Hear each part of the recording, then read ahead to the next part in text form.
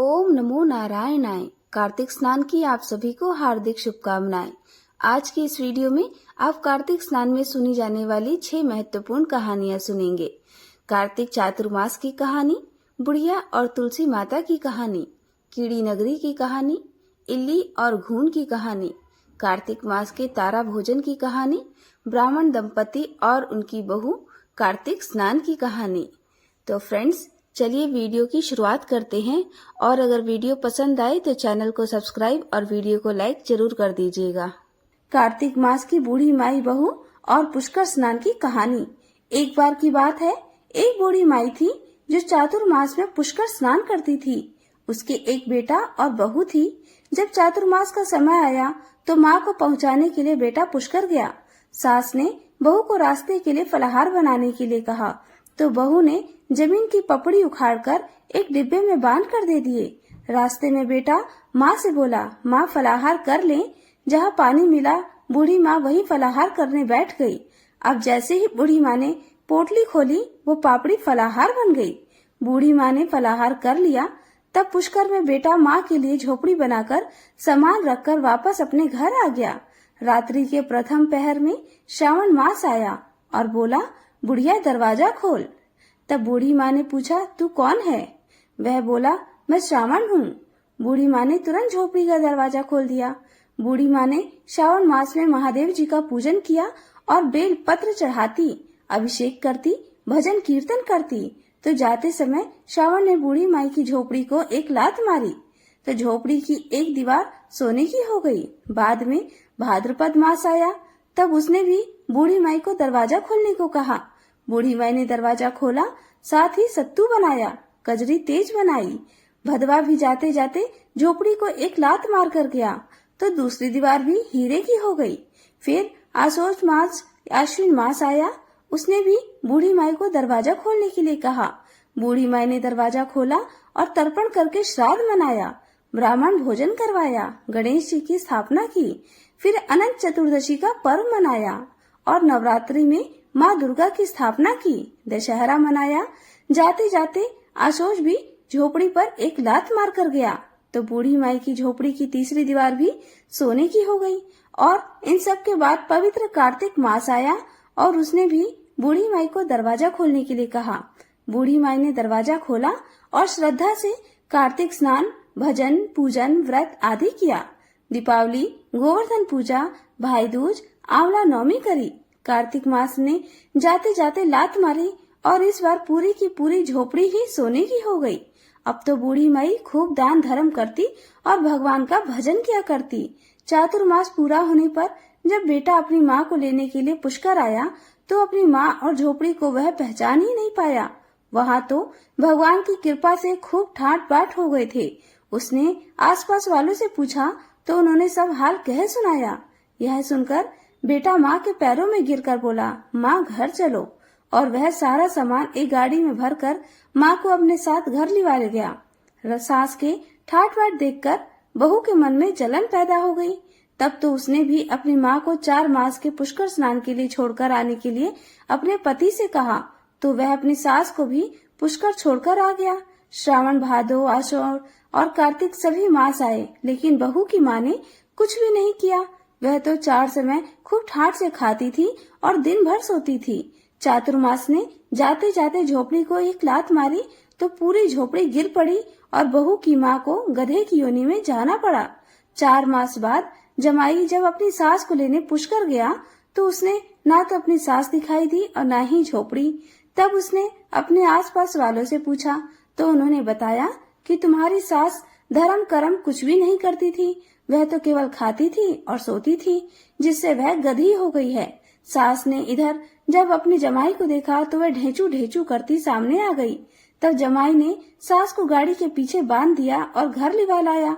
उसकी पत्नी ने जब पूछा कि मेरी माँ कहाँ है और यह गधे को पीछे क्यों बांध कर लाए हो, तब वह बोला कि तुम्हारी माँ तो गाड़ी के पीछे बंधी हुई है, जिसकी जैसी करनी। तुमने तो मेरी माँ को फलाहार की जगह जमीन की पपड़ी उखाड़ कर दी थी और वह भी फलाहार बन गया। तब उसकी पत्नी बोली कि ब्राह्मण के पास चलकर पूछते हैं कि मेरी माँ मनुष्य योनि में वापस कैसे आएगी। तब वे दोनों पति पत्नी ब्राह्मण के पास गए, सारा हाल कह सुनाया।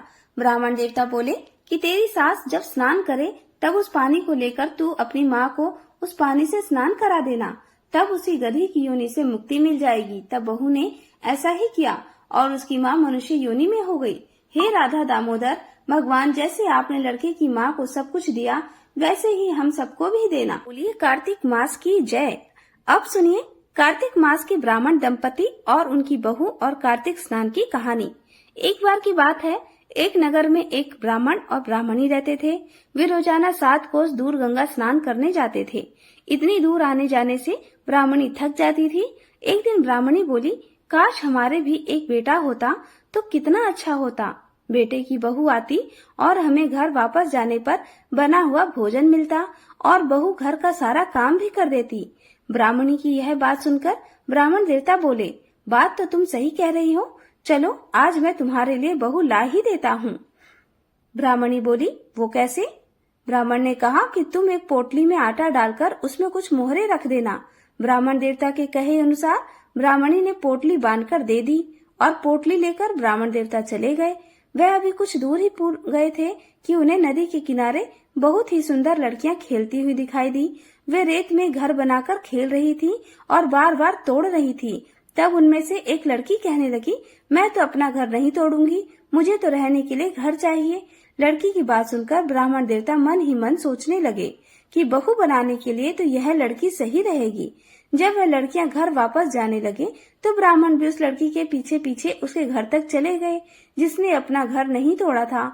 और वहां जाकर ब्राह्मण देवता ने उससे कहा कि बेटी, अभी कार्तिक मास चल रहा है तो इसलिए मैं किसी के घर भोजन नहीं खाता। मैं आटा लेकर आया हूँ, तुम अपनी माँ से पूछो तो जरा वह क्या मेरे लिए आटा छानकर 4 रोटियां बना देंगी। यदि वह मेरा आटा छानकर रोटियां बनाएंगी तो ही मैं रोटी खा सकता हूँ। लड़की ने भीतर जाकर अपनी माँ से सारी बात कह दी। माँ ने कहा, ठीक है, जाकर बाबा से कह दे कि वह अपना आटा दे दे तो मैं रोटियां बना दूंगी। जब लड़की की माँ आटा छानने लगी तो आटे में से मोहरे निकली। वह सोचने लगी कि जिसके आटे में इतनी मोहरे हैं उसके घर में कितनी मोहरे होंगी। उधर वह ब्राह्मण देवता जब भोजन करने बैठे तो लड़की माँ ने कहा, बाबा क्या आप अपने लड़के की सगाई करने जा रहे हो? ब्राह्मण ने कहा, मेरा बेटा तो काशी में पढ़ने गया हुआ है, लेकिन यदि तुम कहो तो खांड कटोरे से विवाह करके तुम्हारी बेटी को मैं अपने साथ ले जाऊं। लड़की की माँ बोली, ठीक है बाबा, और फिर खांड कटोरे से अपनी लड़की का विवाह करके उसे ब्राह्मण देवता के साथ उसने भेज दिया। ब्राह्मण ने घर आकर कहा, रामू की माँ दरवाजा खोलो, देखो तो मैं तुम्हारे लिए बहू लेकर आया हूँ। ब्राह्मणी बोली, पूरी दुनिया तो ताने मारती ही थी, अब आप भी मारने लगे? अरे हमारा तो कोई बेटा ही नहीं है तो भला बहू कहाँ से आएगी? ब्राह्मण ने कहा, अरे भाग्यवान, दरवाजा खोल कर देख तो सही। जब ब्राह्मणी ने दरवाजा खोला तो सामने बहू को खड़ी देखा। उसने बहू का प्रसन्न मन से स्वागत किया और खूब आदर सत्कार से घर के भीतर ले गई। अब ब्राह्मण और ब्राह्मणी स्नान करने जाते तो बहू पीछे घर का सारा काम करके भोजन बनाकर तैयार रखती। वह उनके कपड़े धोती, रात को पैर भी दबाती।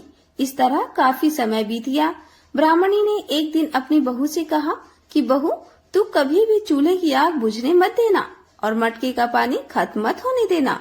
लेकिन एक दिन चूल्हे की आग बुझ गई। तब बहू भागी भागी अपनी पड़ोसन के पास गई और बोली, मेरे घर में चूल्हे की आग बुझ गई है, मुझे थोड़ी आग चाहिए।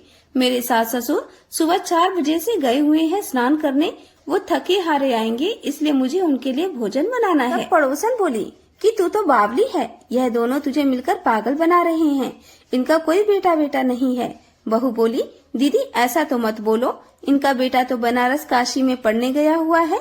तब पड़ोसन ने कहा कि यह तुझे झूठ बोलकर लाए हैं, इनका कोई बेटा नहीं है। अब की बार तो बहू पड़ोसन की बातों में आ ही गई और कहने लगी, तब आप ही बताओ मैं क्या करूं? पड़ोसन ने कहा, करना क्या है, जब तुम्हारे सास ससुर वापस आए तो जली फूकी रोटियां और बिना नमक की पतली दाल बनाकर दे देना। खीर का चमचा दाल में और दाल का चमचा खीर में डाल देना।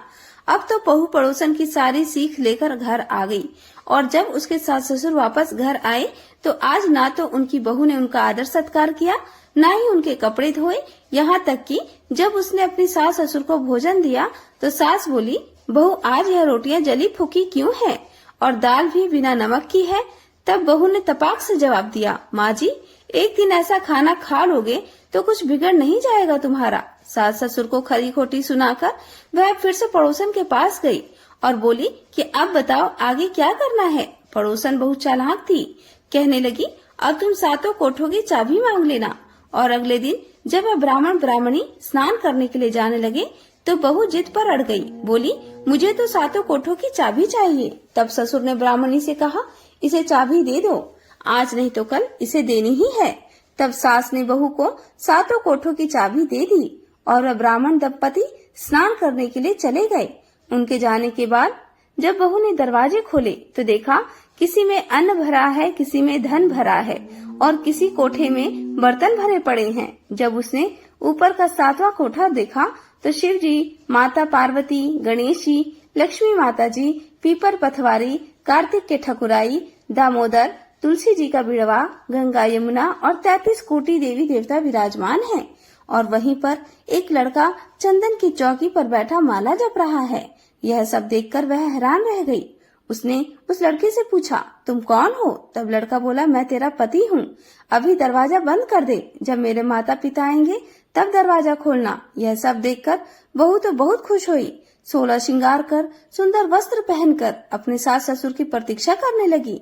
उसने आज अपने सास ससुर के लिए खूब अच्छे अच्छे पकवान बनाए।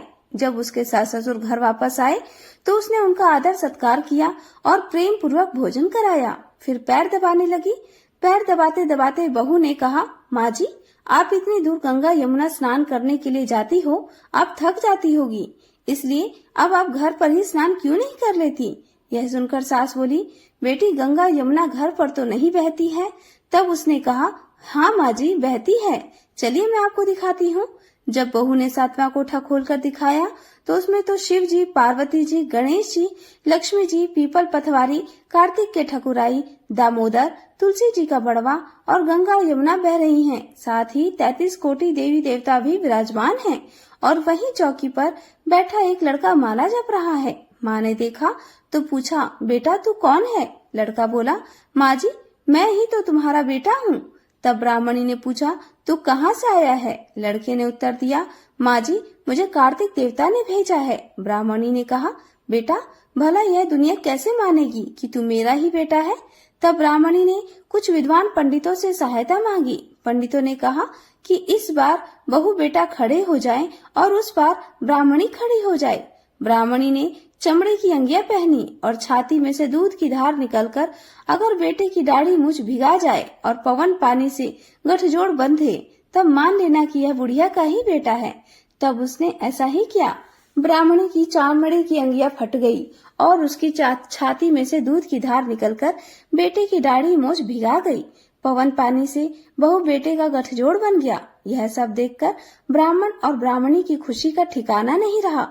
कार्तिक के ठाकुर जैसे ब्राह्मण ब्राह्मणी को बहू बेटा दिया वैसे सबको देना। कार्तिक मास की कहानी कहने, सुनने और हुंकारा भरने वाले सब पर कृपा करना।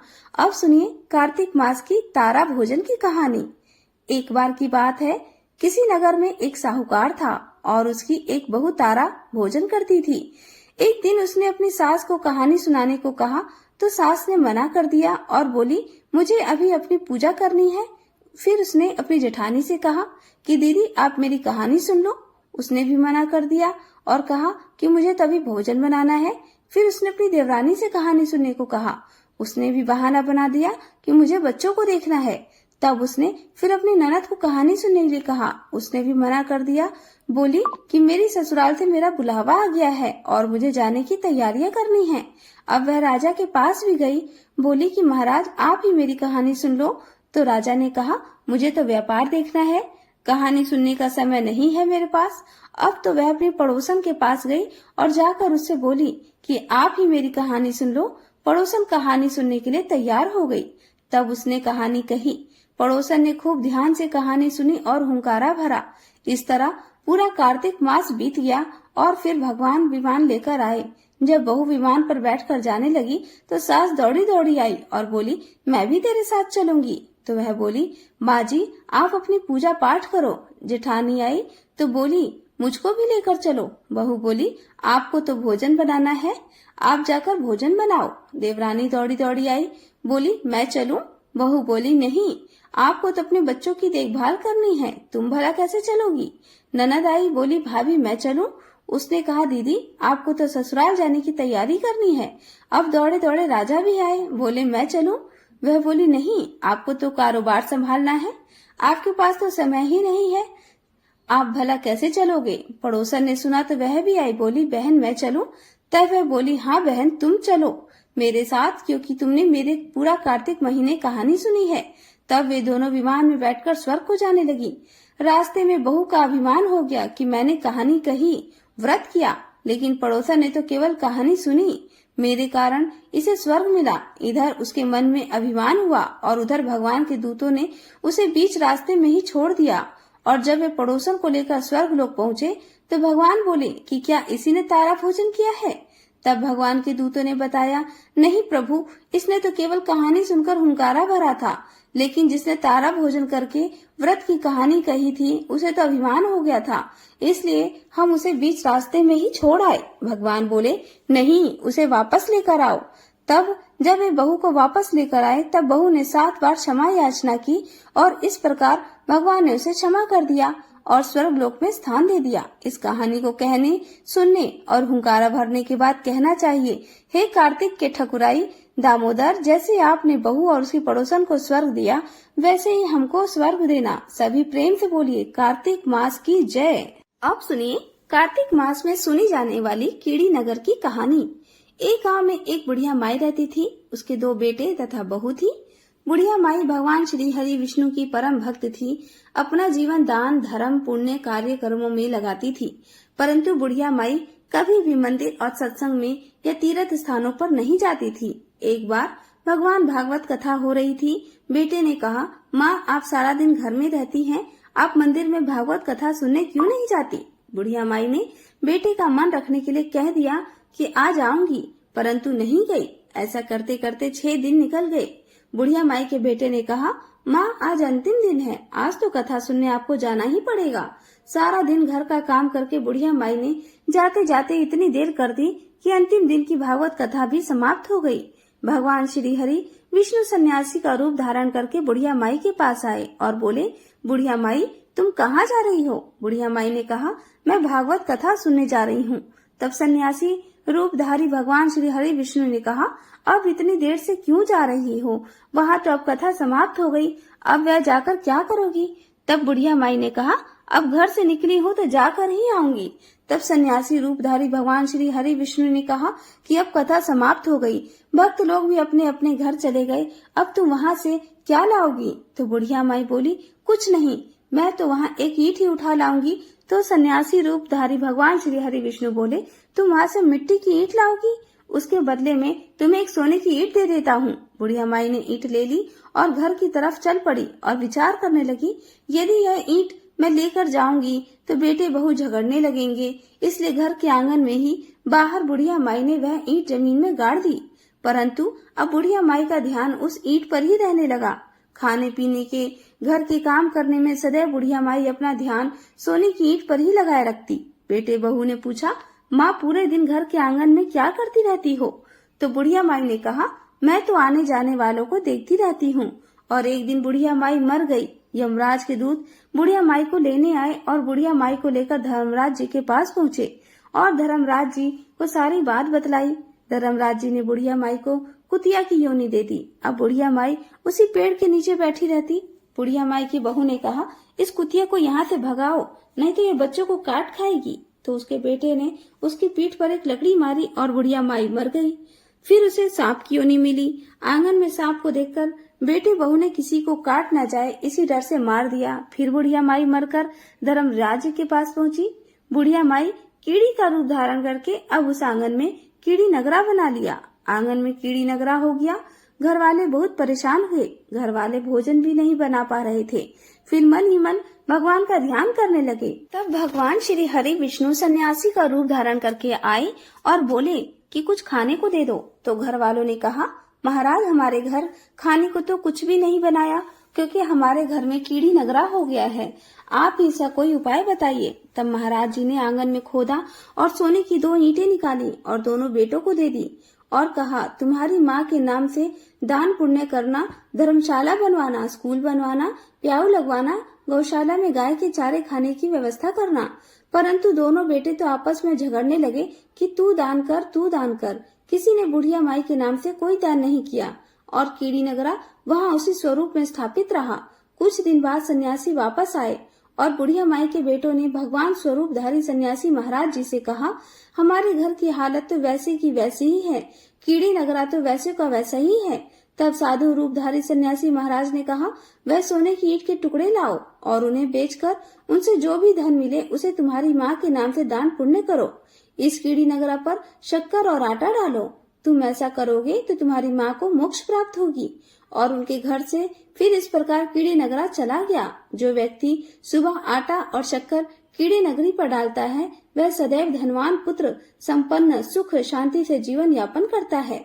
उसे घर में कोई कष्ट नहीं आता। उसका जीवन सदा सर्वदा आनंद से व्यतीत होता है।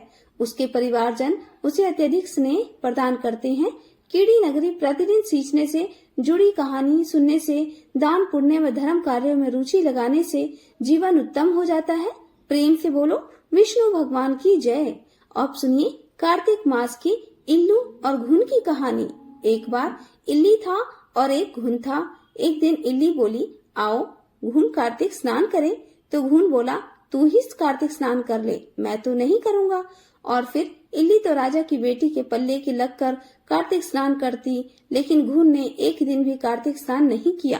कुछ समय बाद दोनों मर गए। बाद में इल्ली के कार्तिक स्नान के पुण्य के कारण उसका जन्म राजा के घर में हुआ और घुन राजा के घर गधा बन गया। फिर कुछ समय के बाद राजा ने बेटी का विवाह का सावन निकलवाया। बेटी ससुराल जाने के लिए विदा होने लगी तो बेटी की बैलगाड़ी रुक गई। राजा रानी बोले कि बैलगाड़ी क्यों रुक गई है? बेटी तुझे जो चाहिए मांग ले। तब राजकुमारी बोली कि मुझे वह गधा चाहिए जो हमारे घर में रहता है। तब वह बोले, यह क्या मांगा? यह मत लेकर जा, चाहे तो धन दौलत ले जा। परंतु वह नहीं मानी और कहने लगी, मुझे तो यही गधा चाहिए। तो वह गधा रथ के साथ बांध दिया गया और जब गधे को बैलगाड़ी के पीछे बांध दिया गया तो वह फुदक फुदक कर भागने लगा। लड़की महल में जाने लगी तो गधे को सीढ़ी के नीचे बांध दिया। जब सीढ़ी उतरने लगी तो गधे ने कहा कि मुझे थोड़ा पानी पिला दो। लड़की ने कहा, मैंने तो पहले ही कहा था कार्तिक स्नान कर ले, पर तूने कहा था मैं तो बाजरा खाऊंगा और ठंडा ठंडा पानी पीऊंगा। उनकी बातें करते राजा ने सुन लिया। तब राजा ने कहा कि यह आप किससे बात कर रही हो? मुझे सारी बात सच सच बताओ। तब राजकुमारी ने राजा को सारी बात बता दी। मैं पिछले जन्म में इल्ली थी और यह गधा गुड़ था। तब मैंने इससे कहा कि तू भी कार्तिक स्नान कर ले, पर उसने स्नान नहीं किया। मैंने नियम से कार्तिक स्नान किया और कार्तिक स्नान के पुण्य से मेरा जन्म राजा के घर में हुआ और आपके घर में राजपाट कर रही हूँ। तब राजा ने कहा कि कार्तिक स्नान का पुण्य अगर इतना है तो हम दोनों जोड़े से नहाएंगे। फिर राजा और रानी ने अत्यंत प्रसन्न मन से कार्तिक स्नान कर दान पुण्य किया और सारी नगरी में कहलवा दिया कि सब कार्तिक स्नान कर नहाया हुआ पानी इस गधे के ऊपर डालेंगे, जिससे गधे को बाद में मोक्ष प्राप्त हुआ।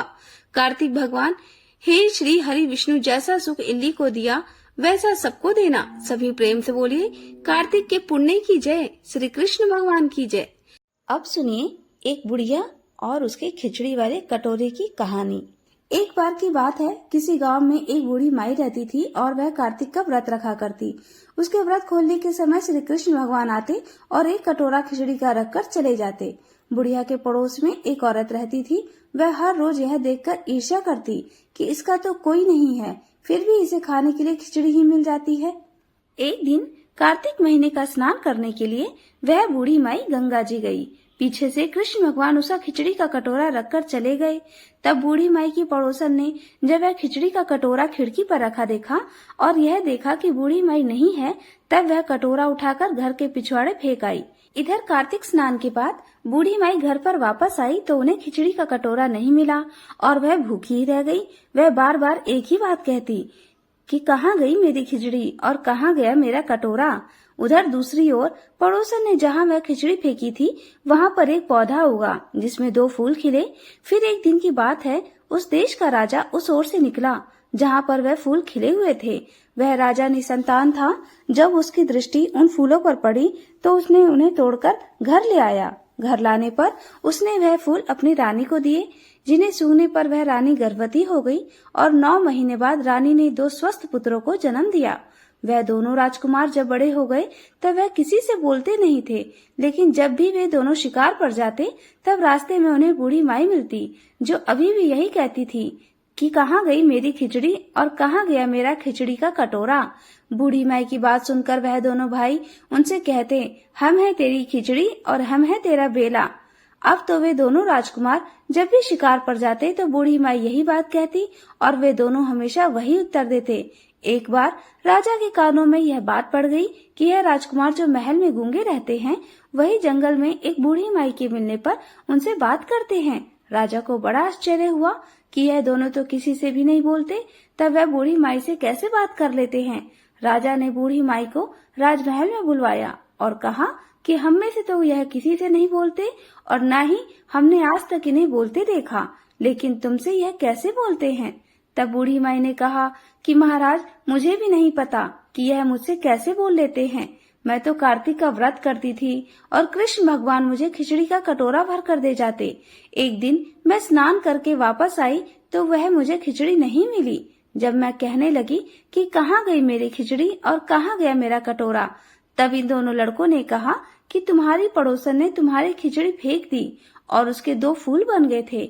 वह फूल राजा तोड़कर ले गया, जिसे रानी ने सूंघा तो हम 2 लड़कों का जन्म हुआ और हमें भगवान ने तुम्हारे लिए ही भेजा है।